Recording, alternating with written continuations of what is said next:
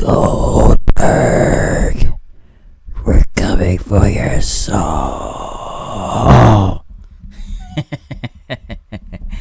I just wanted to do that. But Smackdown. You know, where do I go on from here with this show? Was this really even a decent show? This is technically a GOAT home show. Let me remember that, because I keep forgetting that this whole Super Showdown Saudi Arabia thing is Friday.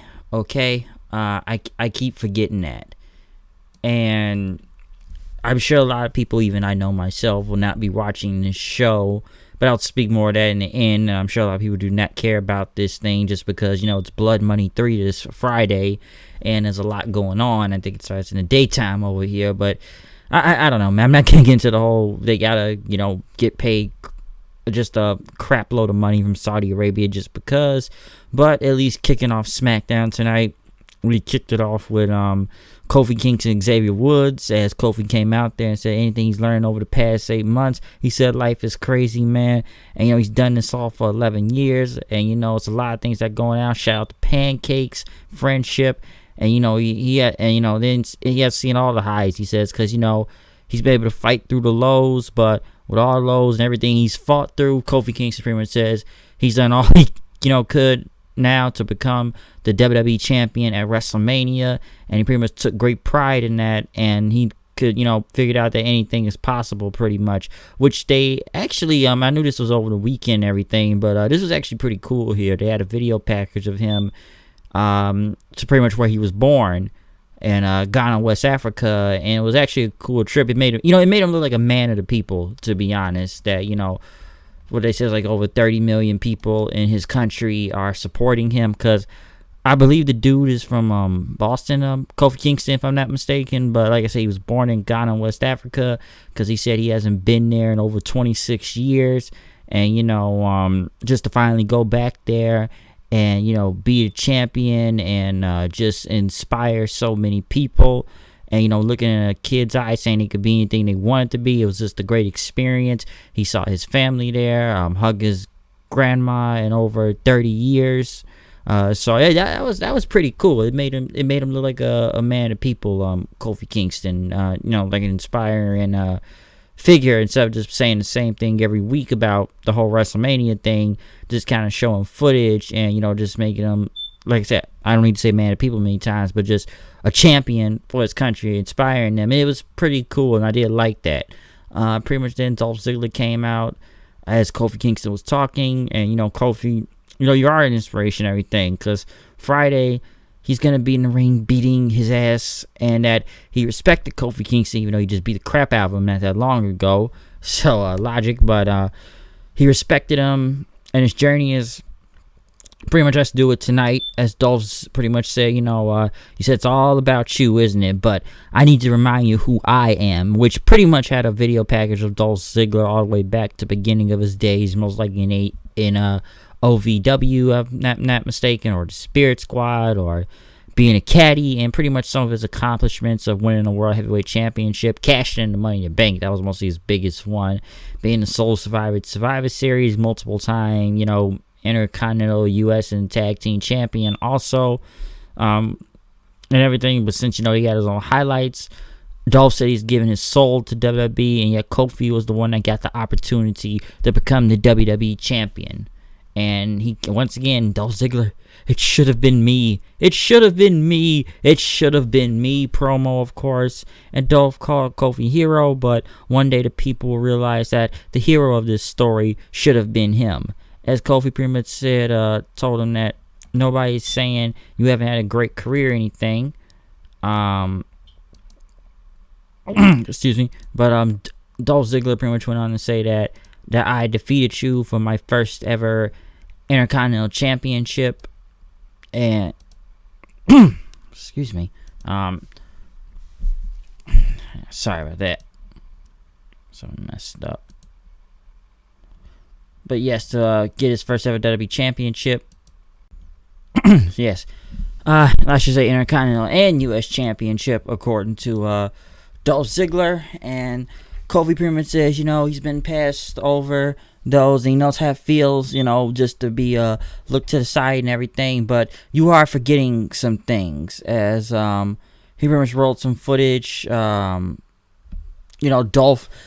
complaining at one point, which I actually thought this was some good attention to detail about him becoming the U.S. champion. I remember this was like about a year or two ago, and they showed it back in December where he just gave up the U.S. title after he won it.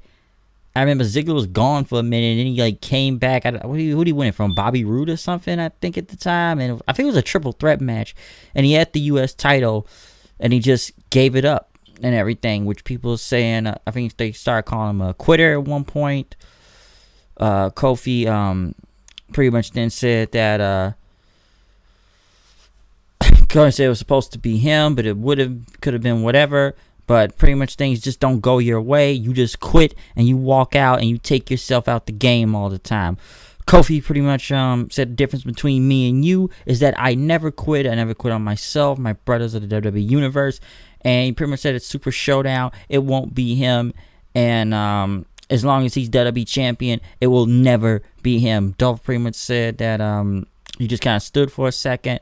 And once again, playing another video pack, a lot of video packages of him beating up Kofi a couple weeks ago. Pretty much says it will be me on Friday. So not a bad promo segment with both Ziggler and Kofi. A lot of video packages, I will say that. But I did like the whole Kofi, going back to his home country of Ghana, West Africa was pretty good. Even bringing up the Ziggler thing at one point. So I liked what I saw from that. But pretty much then right after New Day of Kofi Kingston and Xavier Woods then went against Sami Zayn and Kevin Owens in a tag match. Not bad, really. Pretty much then right after, Ziggler pretty much came out and, super kicked Kofi after he got the Trouble in Paradise on Sami Zayn. So, not much to say from that, with him just come back out and attacking Kofi for their match. This Friday. So, there you go on that. They had this moment of bliss thing, which felt like a waste of time. As she was in her gear and the whole wild card thing, whatever, she brought out Bayley.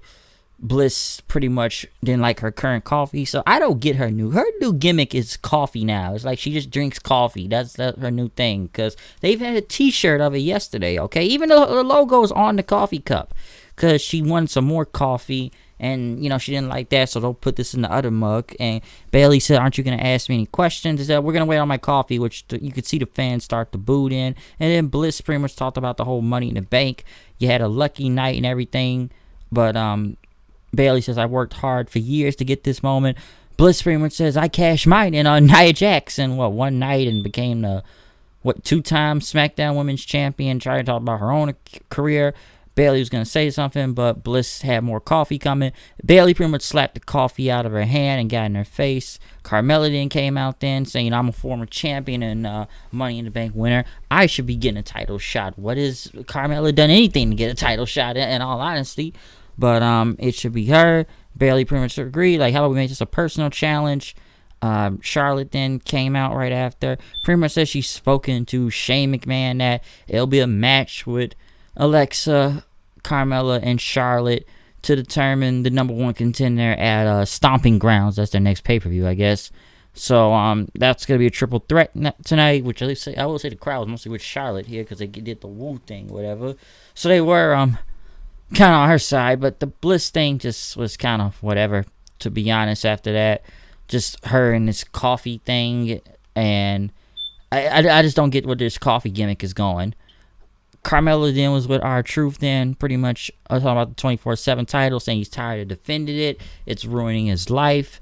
And pretty much, he said he's been sent text voicemails of Shane McMahon, he sent a lot to Shane McMahon until Carmella's phone rang. It was Shane McMahon. Pretty much says, you know what? You're going to go one-on-one against someone right now. They're already in the ring, so you have a title match literally right now, which I can't even say this was much of a title match. He went against Elias, who stood in a lumberjack match full of job guys out there for mostly last night of doing the chase thing.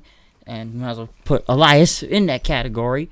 But this literally was just Elias won with just like a V-trigger knee thing. He won, threw Truth back outside, All the lumberjacks come in, start jumping Truth. Elias ends up pretty much walking in our Truth. They go under the ring, which is video footage of that on Twitter, by the way. He comes from back under the ring, and he came from under the ring, something, and Truth was the champion. Even though he was tired of the title, why did you win it back if you were so tired of it? So how did he win if no one ever saw it? But like I said, the video's on Twitter, so there you go. So all the job guys, including Matt Hardy, I don't like calling him a job guy, or a Cedric Alexander, which, by the way, that was version 1 Matt Hardy again, wearing the V1 t-shirt. I would like if they bring, and I know it's a reach, I know he said something online on this, but it would be good if they bring the broken Matt Hardy thing back. It would make this title thing entertaining. And don't get me wrong, Truth has been entertaining with it too. I know people don't like it, but at least he's gotten me to laugh a couple times while watching this ridiculous stuff. But everybody else is just like job guy, job guy, job guy, job guy, job guy. Next thing we know, then we got once again Aleister Black sitting in a dark room somewhere again. The dark room. Yes, Aleister Black sitting in a dark room somewhere again, talking about he made an open challenge last week, and pretty much no one on the Smackdown roster is smart enough to take him up on his challenge. And he said, "I'm not a hard man to find." Scott Steiner joke here. Pretty much says, and in this locker room, there's a sign with my name on it. And he understands the punishments if he inflicts isn't, your daddy's WWE. But he pretty much got pissed off, and he was waiting there impatiently, pretty much like I want someone to come to my door, knock on it, and pick a fight with me. My neighbor said he was hurt, or some people said maybe he's hurt. I don't know what Aleister Black is right now. He made a challenge last week. Who will fight this man? He's pretty much sitting there pissed off in a dark room, yelling at nothing, waiting, just still sitting there waiting for someone, anybody to come fight him, because I am just getting weird by these promos. So when is he, I can't even say debut because he's already wrestled on the main roster, but when is he either gonna go fight someone, or someone's gonna fight him? I don't even know where this is going anymore with Aleister Black. I don't know. Okay, I'm sure people wonder where Buddy Murphy is too, and why he hasn't been on SmackDown yet. The best kept secret? I saw like one video package and he hasn't came yet. The War Raiders, whatever you want to call them, that's just a whole different ball game right now. But how many weeks is he gonna sit in this dark room? He's gonna do something. Okay? He's gonna do something. I don't know what he's gonna do, but something, I guess? Because I don't know where this is going with Aleister Black. I don't know. Next thing you know, Shane McMahon comes out. He's got more lackeys this week. The Revival wild card. That's why, of course, he's got to do his best in the world. Insert CM Punk chants that immediately happened right after chant. Shane pretty much congratulating the Revival on their match last night, and pretty much played what happened to Roman Reigns. Pretty much asking what he's going to do to him on Friday after what happened last night on Raw, and what he's capable of. And it's like when you're training a new dog, dog pretty much, he's wild and everything, but you got to put that dog in their place, and you got to show that you're the bigger person than them, and that, they need special attention, and that, the big dog, he's going to neuter the big dog this Friday and have him sit on his heels, which I will say one thing. The people, even though they do not really care, Shane is getting heat though. And it is getting heel heat from all these segments he's doing. Especially say he's going to beat Reigns. Reigns comes out. People cheer for him. The Revival try to come at him. He immediately Superman punches the crap out of them. Drew McIntyre runs from out of nowhere as he gets close to the ring. Claymore kicks Reigns' heads off. Shane once again tells Drew to pick him up. Shane spears him and, just leave him there as, he's taunting Roman doing his thing. The fans boo, so he is getting some type of heat out there. I will say that. So the people are booing at him and say that he sucks. I'm sure a lot of people do not care about it because this Shane McMahon is getting more TV time than half of the regular guys on the roster. And they've made him a big fixture to face your biggest guy in the freaking company right now. I don't know, but I said it before. They will make Shane McMahon the WWE champion sooner or later. Right by this year. Wouldn't be surprised. That's creative for you. That's creative. But pretty much then right after that, Alexa Bliss, Charlotte, Carmella, number one contender spot, I guess, against Bayley at Stomping Grounds. What do I have to say about this? Now, in my but I'm always working on don't do that, Alexa. What do I have to say from this? Now, in my first mind, I'm expecting Charlotte to win, but then you have what? And it almost felt like a finisher fest to me. So I will say at least Bliss has wrestled a match in God knows how long. Number one, Mandy Rose and Sonya Deville were out there, which I will say it did look kind of cool when Charlotte did the figure eight on Carmella, and then Bliss went for the Twisted Bliss then right after that. But this is the thing I don't get about this. Okay, so you got, I guess, what? Mandy Rose and Sonya Deville in a feud with Carmella. So that's a separate thing, which I'm sure Ember Moon is going to get involved since they tried to mess with her. But you have Bliss win by a DDT. Now, I expected Charlotte to just go against Bayley again because we just throw title shots at Charlotte every left and right because they want her to be the new Ric Flair. And she will be 21-time champion soon enough.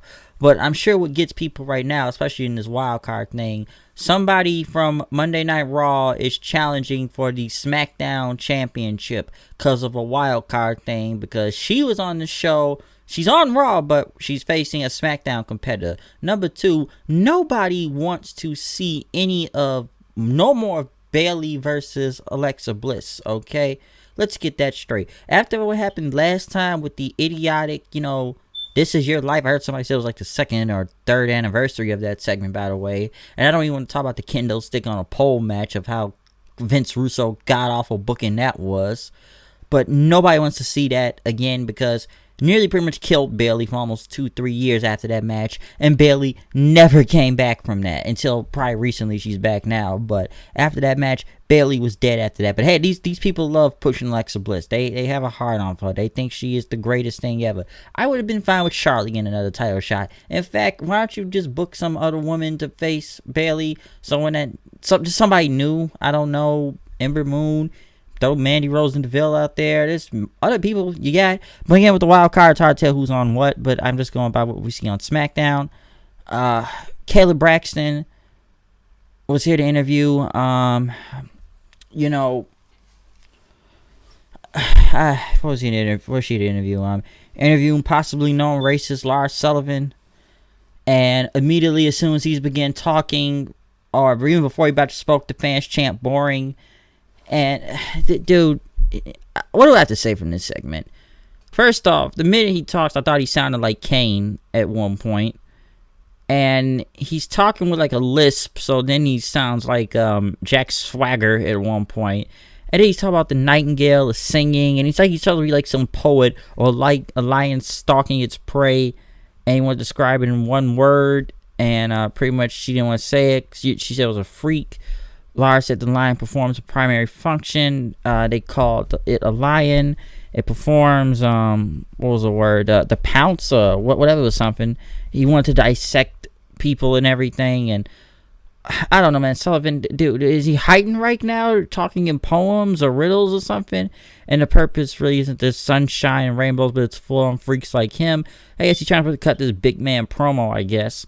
And Kayla asked about the Lucha House Party, which people immediately started chanting Lucha. And he talked about a nursery line and pretty much recalled 3 blind mice, how he's going to see them run until they get caught. And he's going to rip their tails apart and paint with a picture of their bodily fluids. So I guess this is trying to make him look intimidating.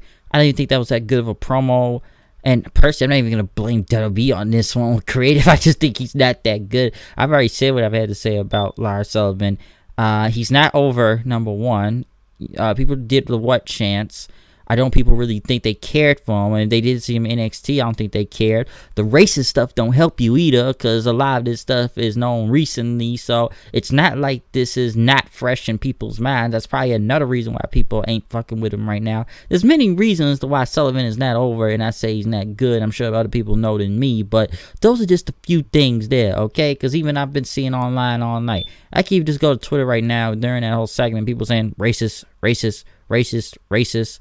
So what do you want me to say from that, okay? It's just funny they got him going into Kalisto and them there. And I said before, last time, man, I'm not going to go, what Kalisto did, but then he talked bad about Mexicans also. So there you go. And Kalisto, punched him in the head real hard, Money in the Bank, that he started bleeding to what I heard and kept fighting him at one point. So, dude, I don't really care about this 1-on-3 match in general. It's just, why is this dude out here talking on TV and he's not good and he sounds like this poetry thing, trying to sound intimidating, but I don't even know what they're doing with Sullivan. But he's not over, I can tell you that. He's not over when he comes out.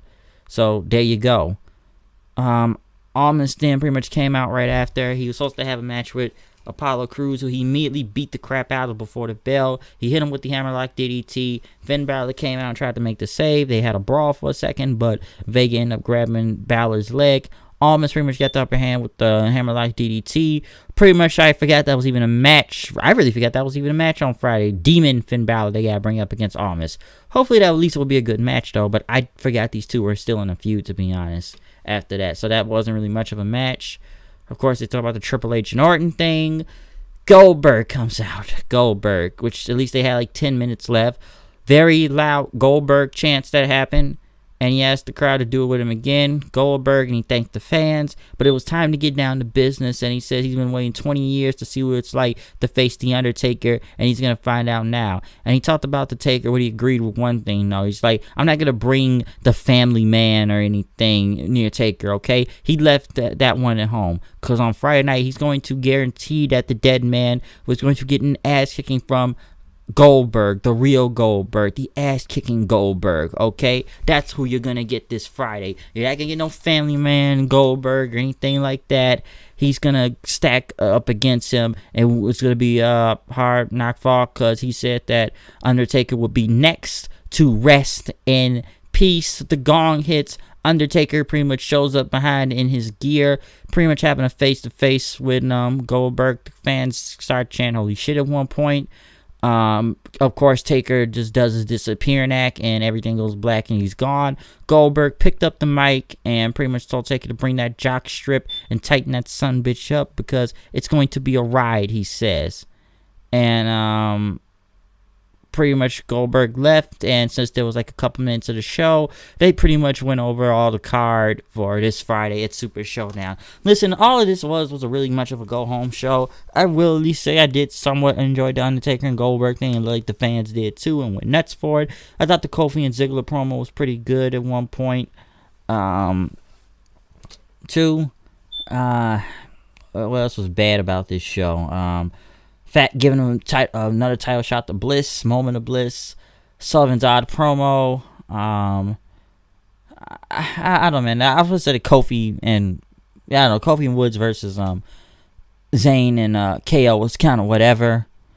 Aleister Black, I don't even know what to say, positive, negative. Is anyone ever going to fight this guy yet? I don't know. So this is mostly just for a go-home show. Okay, this is what this was for this whole blood money thing or whatever. Listen, like I said at the beginning of the video, I know a lot of people aren't really going to be watching this. I know that, or don't really just seem to care.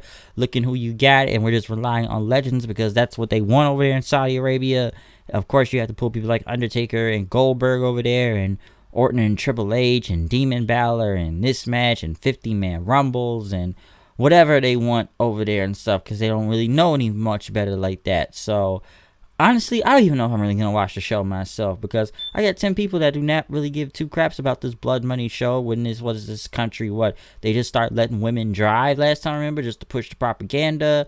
And they, allegedly cut the head off of a journalist and beheaded him. But hey, WWE needs that blood money, and it's a lot of money, So there you go on that. I'm sure John Oliver's working on a video right now. But am I even gonna watch this show? I don't know, man. It's funny that they show that last shot of Smackdown tonight of Shane McMahon and Roman Reigns. Like this is gonna be some 5-star classic. I don't even know, okay? And I don't even know if I'm even, like, I don't even know if I'm gonna watch it this Friday or when I get back. I don't even know if I'll even, do a review on this, because I don't think it's much to talk about. There hasn't been a lot of build. You've built a little of these matches, but you at least waited about a week or two before doing it. Taker and Goldberg finally show up. Orton and Triple H finally say something, which was pretty good. The only real build to this show has been mostly Roman Reigns and Shane McMahon. That's been the most build. Kofi and Ziggler have had somewhat of a build, and Corbin just happened. But if you look at the most consistent build to this show, it's Roman and Shane McMahon. It really is. I'm serious. They the most people that has had the most segments out of this. So yeah, there you go. So I don't know if I'm really gonna watch this show on Friday, nor do I really even care, because there's gonna be other wrestling programs going on during that time, which I will probably do a review of those. Come on, later tonight, mostly at 1, 2 in the morning. I'm not gonna wait that late to watch it, but I'll see it tomorrow and probably do a review on it, even though it may not be much to talk about. The finals of the Best of the Super Juniors with Shingo Takagi and Will Ospreay, or the debut of Jon Moxley in New Japan Pro Wrestling go against Juice Robinson for the IWGP United States Championship, or Jay White versus Hiroshi Tanahashi. Now the rest of the card mostly is a bunch of tag team matches that a lot of the heavyweight guys are back now, since most of this entire tour has been for the Super Juniors, the junior division, but we will get people back like Suzuki-gun, or the rest of Los Ingobernables de Japón, or Chaos, or just Okada in general, or Bullet Club. I've seen the card. It's not a bad card. Of course, it's a lot of tag team matches. That's New Japan, but at least it keeps my interest on some things. But the top three you all need to be looking out for is the finals of the Best of Super Juniors. That's Takagi, Ospreay, Moxley versus Juice, and for the U.S. title, and Tanahashi versus Jay White. Okay, that's what you need to be looking for. I will most likely do a review of that tomorrow if necessary. But between that and on Friday, listen, if you don't really care about Super Showdown this Friday, the way biggest show you all need to be watching out for, which I think is on Sunday night though, is of course Dominion, which I do not know the whole card for that. Only out of 2 or 3 matches, and that's mostly Jericho and Okada for the IWGP title, and Naito versus Ibushi for the Intercontinental title. I need to look at the rest of the card for that, but you damn sure it's going to be a review on that. And I'm going to be talking about a lot of E3, so that's going to be going out next week too. So there's a lot of bigger shows going on in the Saudi Arabia thing. Even Impact has something on Saturday with that Night in the Mist show with the Great Muta on there. Okay? So there is a lot that is probably better than what's going on with this Saudi show. But Smackdown wasn't bad, but this was just a go-home show. This is all this really was a go-home show for this Friday. That was the purpose of this. This is why you got Undertaker. This is why you got Goldberg, okay? So, I don't know. You can tell me what you thought about Smackdown. Are you even going to watch this show Friday? And I'm serious. Is anyone really going to watch this show this Friday in the afternoon? Well, yeah, in the afternoon, I believe. I don't know. But I'll tell you one thing I'm going to be doing tomorrow. I'm watching that Moxley versus Juice match. That's something I'm looking for. So it just tells me more and more that it's more of a partnership, if I'm right, with AEW and New Japan Pro Wrestling. Because I'm doing better what's going on in Ring of Honor. I'm not going to get in that whole situation right now with the Bully Ray thing. But so you could read and look that up, whatever you want to talk on that. But yeah. I'll be making sure to look forward to that tonight or tomorrow when I watch it. But that's my SmackDown review. I'm going to go. I'm out of here. I'm peace. At least I'm got a little bit more energy because I was kind of a little bit tired from Raw last night. I was really tired. I felt like I was falling asleep during the review anyway. So I'm going to end this from here. Comment, subscribe, follow me on Twitter at HoodedKnight890. Check out my Raw review. Check out my NXT TakeOver 25 review from last Saturday. I hope y'all get to see that one if necessary. There's a lot of reviews up right now, and it's still going to be a lot coming up, especially this weekend. And even tomorrow if I'm doing that Best of the Super Juniors review, okay, for the finals for that. But I'm going to roll from here. I'm out of here. I will see you guys later. Peace out. We'll see you for the next review.